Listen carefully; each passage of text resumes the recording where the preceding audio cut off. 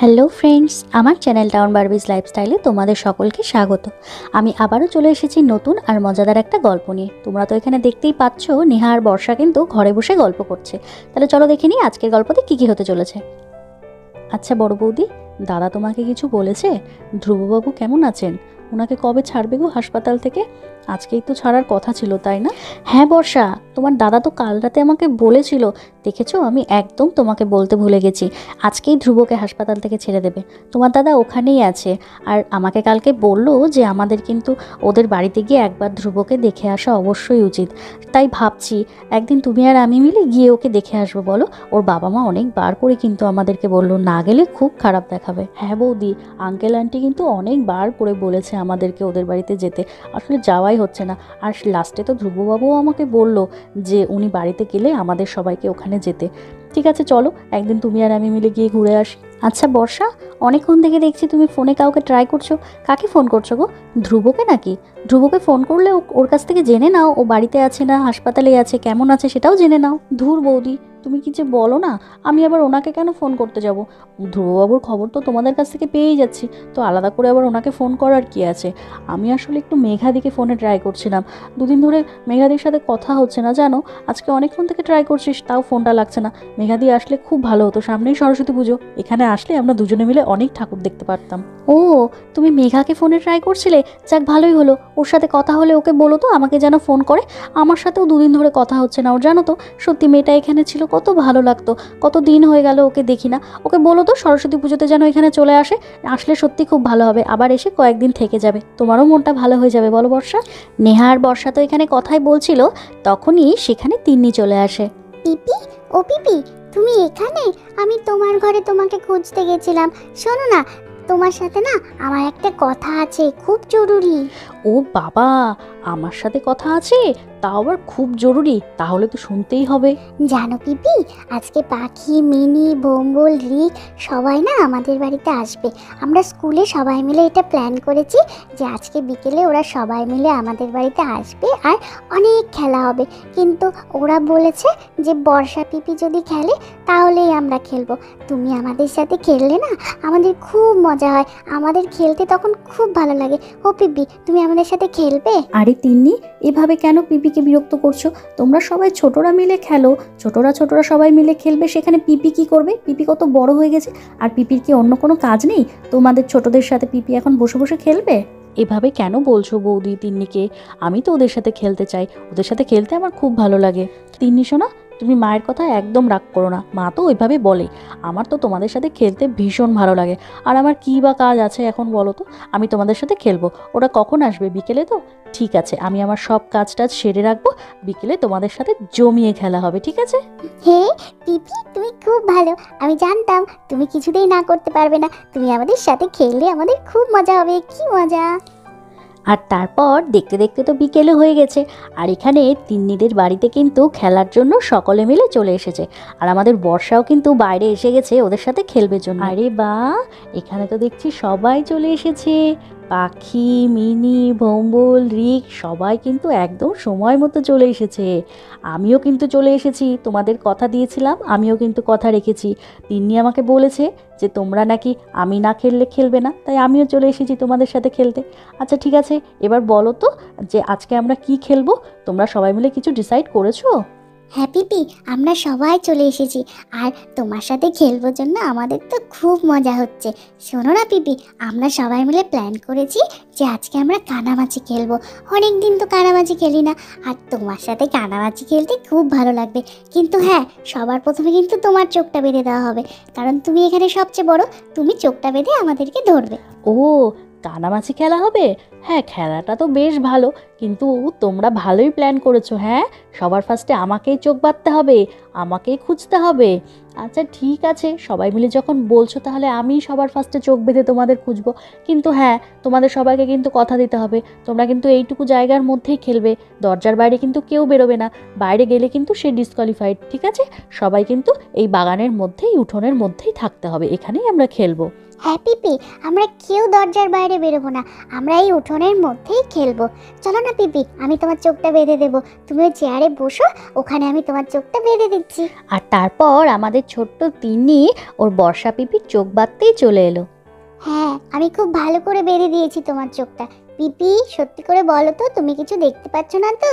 না না তিন্নি, তুমি খুব টাইট করে বেঁধেছো, আমি একদম কিচ্ছু দেখতে পাচ্ছি না। আচ্ছা পিপি, বলো তো আমার হাতে কটা আঙ্গুল?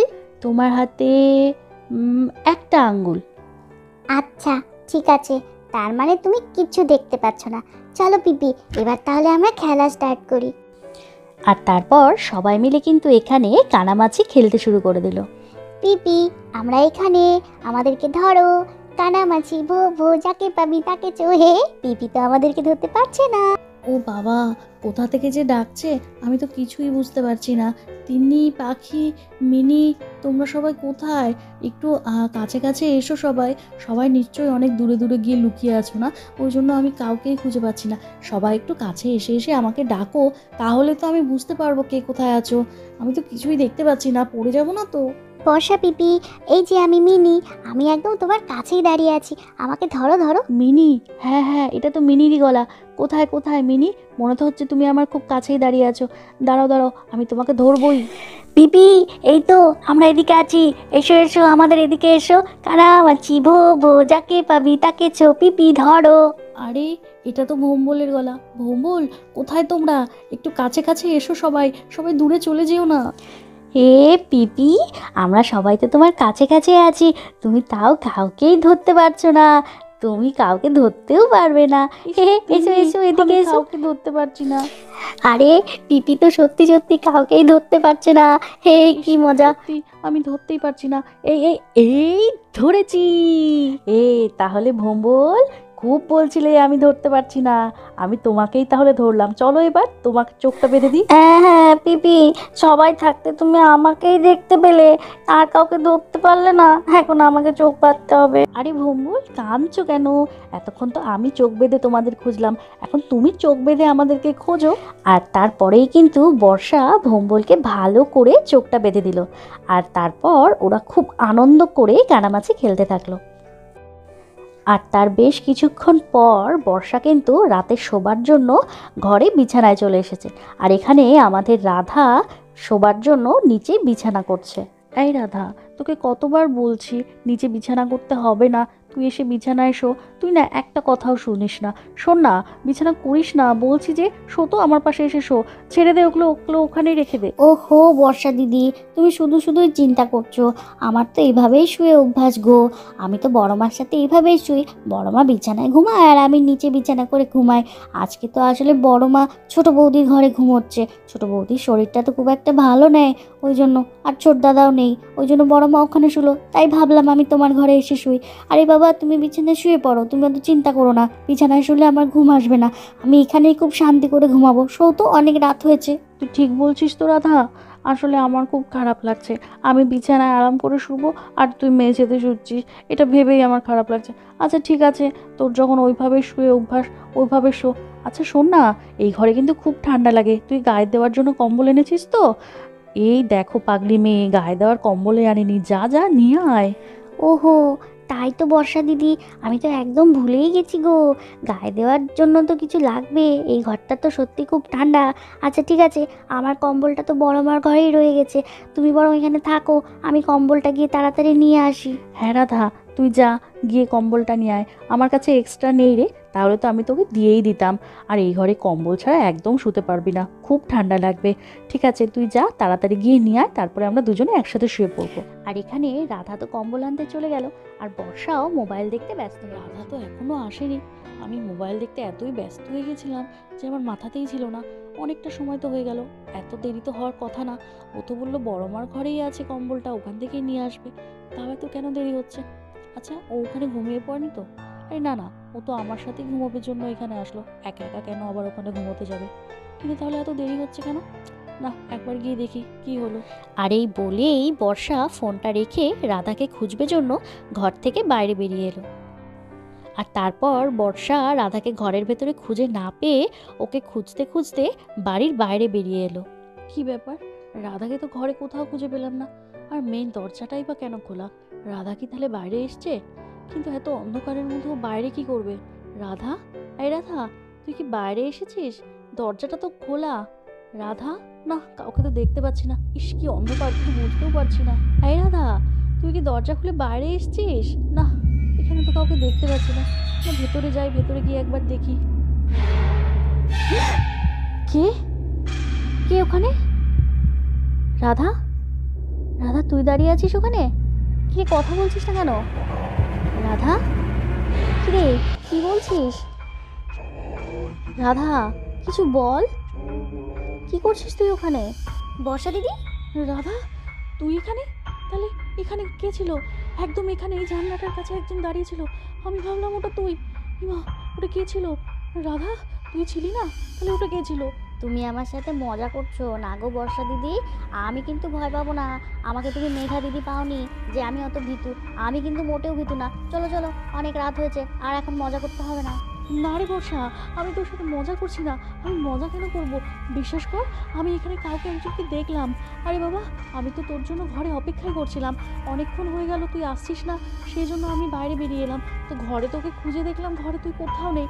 তারপর দেখছি মেন গেটটা খোলা। মেন গেটটা খোলা দেখে আমি ভাবলাম তুই হয়তো বাড়ির বাইরে এসেছিস।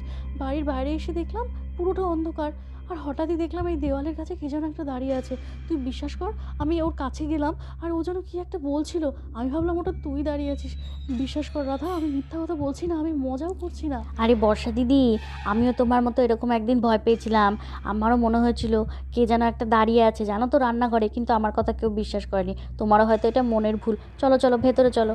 আর এই কথা বলেই রাধা তো ঘরের ভেতরে চলে গেল। এটা কি হলো? রাধা তো তার মানে ঘরের ভেতরেই ছিল। তাহলে মেন গেটটা কে খুললো? আর এখানেই বা কে দাঁড়িয়েছিল? আমি এতটা ভুল দেখলাম? না না, আমি এতটা ভুল দেখতে পারি না। কেউ তো এখানে ছিল, আমি তো তার কাছেও গেলাম, কিন্তু তারপরে সে কোথায় চলে গেল? আমি এত বড় ভুল করলাম দেখতে? না, আমার এত বড় ভুল হতে পারে না। কে?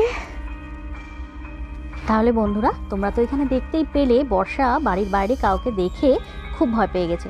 সেটা কে, সেটা জানতে হলে কিন্তু আমাদের আগামী পর্বগুলো অবশ্যই দেখতে হবে। তাহলে আজকের ভিডিওটা তোমাদের কেমন লাগলো কমেন্ট করে কিন্তু অবশ্যই জানিও। আর ভালো লাগলে আমাদের চ্যানেলটাকে সাবস্ক্রাইব করে দিও। তাহলে আজকের মতো গল্পটা এখানেই শেষ করছি। তোমরা ভালো থেকো, সুস্থ থেকো, সাবধানে থেকো। টাটা।